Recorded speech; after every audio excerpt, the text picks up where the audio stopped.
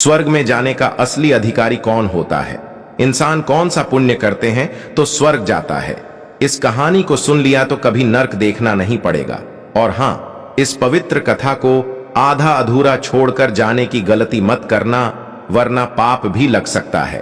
और हाँ, इस वीडियो को अनादर ना करें। अगर आप श्री कृष्ण और श्री राम का भक्त है तो कमेंट में जय श्री कृष्ण जय श्री राम अवश्य लिखें। एक बार धरती लोक पर 4 व्यक्तियों की मृत्यु एक साथ हुई थी। वे चारों अलग अलग प्रदेश के अलग अलग शहर के रहने वाले थे। संयोग से उन चारों का अंत समय आ गया। एक ही समय पर यम के दूत उन चारों को लेने के लिए आए। मरने वालों में एक तो किसी शहर का राजा था, एक बड़ा धनी व्यापारी था, तीसरा एक पूजा पाठ जप तप करने वाला पंडित था, और चौथा एक मजदूर था जो दिन भर मेहनत मजदूरी करके अपने परिवार का पालन पोषण करता था। चारों की आत्मा को यमदूत लेकर धर्म की सभा में पहुंचे। चारों उनके सम्मुख खड़े होकर ये सोच रहे थे कि कौन स्वर्ग में जाएगा और कौन नरक में। धर्मराज अभी गद्दी पर विराजमान नहीं हुए थे। उससे पहले ही वे चारों आपस में बातचीत करते हुए स्वयं को ही स्वर्ग का दावेदार ठहरा रहे थे। सबसे पहले राजा बोला कि देखो, मुझे तो धर्मराज पक्का ही स्वर्ग में भेजेंगे, क्योंकि मैं एक विश्वविख्यात राजा हूं। मैंने अपने शुभ कर्मों से धरती लोक पर अपना खूब नाम कमाया है। चारों तरफ लोग मेरे अच्छे कर्मों की चर्चा करते हैं। कभी कोई मेरे द्वार से खाली हाथ नहीं गया। जो आया मैंने उसे इतना दिया कि वो जीवन भर मेरा नाम नहीं भूल पाएगा। हर तरफ मेरे नाम का यशोगान हो रहा है। मेरे द्वारा लुटाए गए दान से लाखों लोगों को खाने को अन्न मिला है, रहने को आश्रय मिला है। इसलिए मेरे कर्मों को देखते हुए धर्मराज पक्का मुझे ही स्वर्ग में भेजेंगे। राजा की बात सुनकर वो धनवान व्यापारी कहने लगा, हे भाई, मैंने भी पृथ्वी पर रहकर खूब धन कमाया और उस धन से मैंने लाखों लोगों की सहायता की। मैंने अपनी कमाई का 11वां हिस्सा सदैव दीन दुखियों की सहायता में लगाया है। मेरे शुभ कर्म को देखते हुए धर्मराज मुझे ही स्वर्ग में भेजेंगे। ये बात मैं पहले से जानता हूं। व्यापारी की बात सुनते ही पंडित जी कहने लगे, अरे भाई, क्यों व्यर्थ की बातें करते हो? स्वर्ग में जाना कोई आसान काम नहीं है।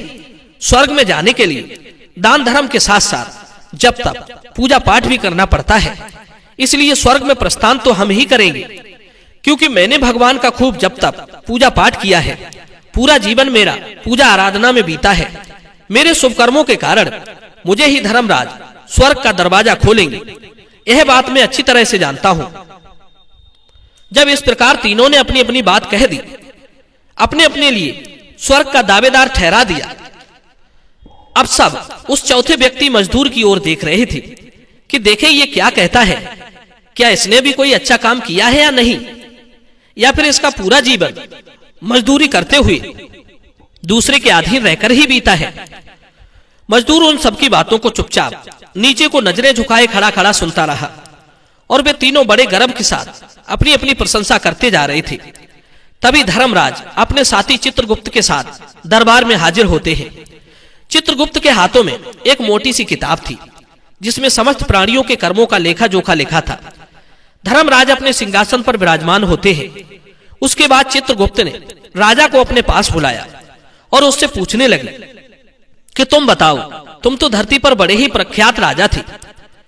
तुमने अपने जीवन में कौन कौन से शुभ कर्म किए हैं? कितने लोगों को दुख दिया है, कितने लोगों का भला किया है? मैं अपनी पुस्तक में देखकर ये फैसला करूंगा कि आप स्वर्ग में जाने के अधिकारी हैं या नहीं हैं। तब बड़े गर्व के साथ राजा अपने कर्मों को बताता है, हे भगवान, मैं एक बहुत बड़े राज्य का स्वामी था। मेरा राज्य बड़ा ही समृद्ध और खुशहाल था। मेरे राज्य में दीनहीन बहुत ही कम थे। सब मेरी छत्र छाया में बड़े आनंद के साथ जीवन यापन कर रहे थे। मैंने अपने राज्य के लोगों को किसी चीज की कमी नहीं होने दी। हर भूखे को भोजन मिलता था।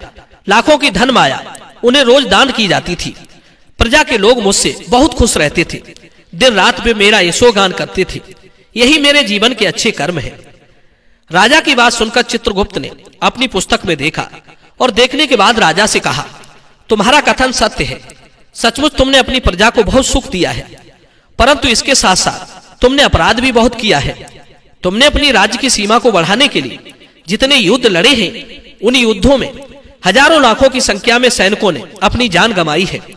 उन सबकी मृत्यु का कारण सिर्फ तुम हो।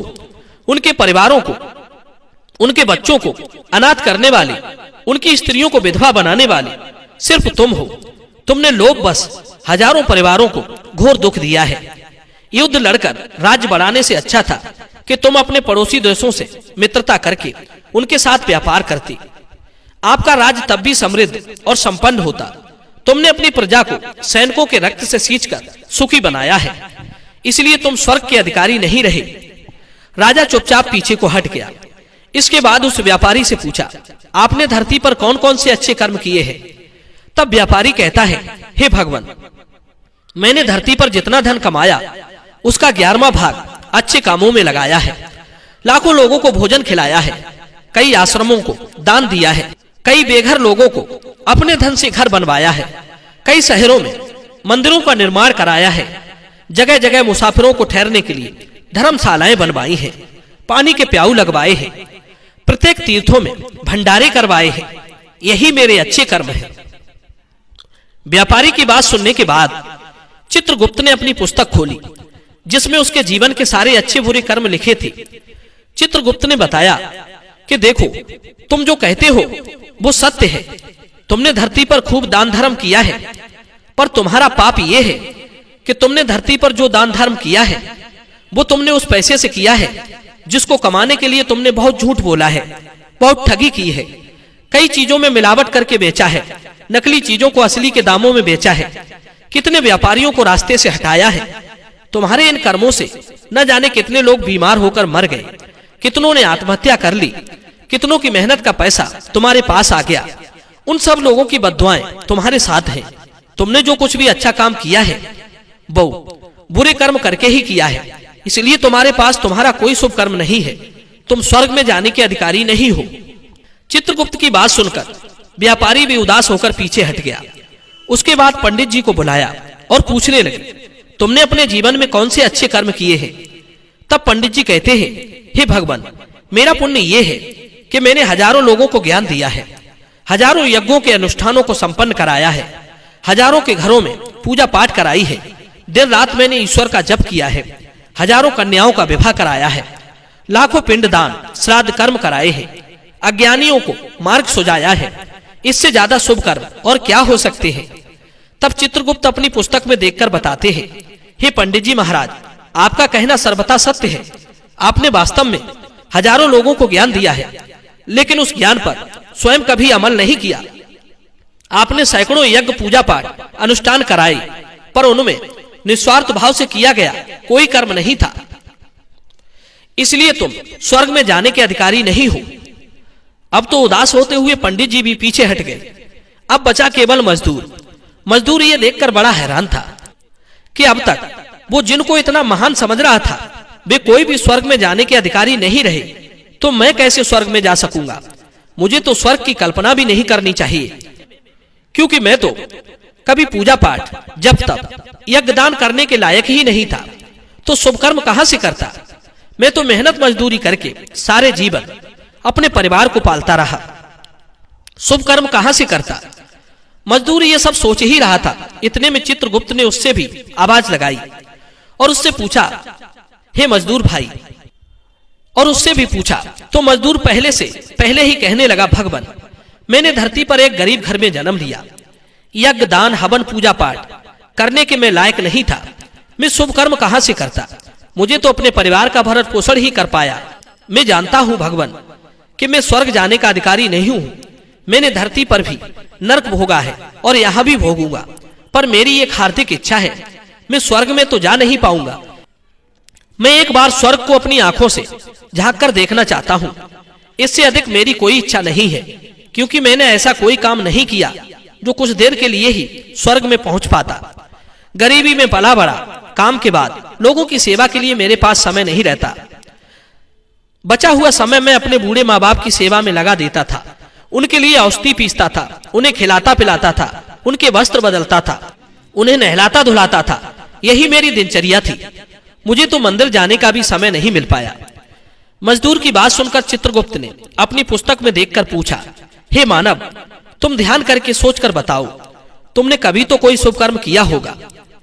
तब मजदूर अपने पूरे जीवन काल के घटनाक्रम को याद करता है।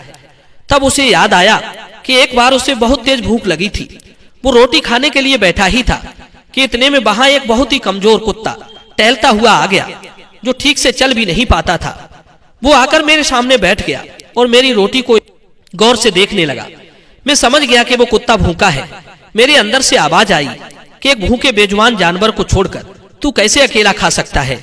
वो भी मेरे पास आकर के बैठ गया। मैंने वो रोटी स्वयं ना खाकर उस कुत्ते को खिला दी। उस दिन मैंने पूरे दिन भूखे पेट रहकर ही काम किया था।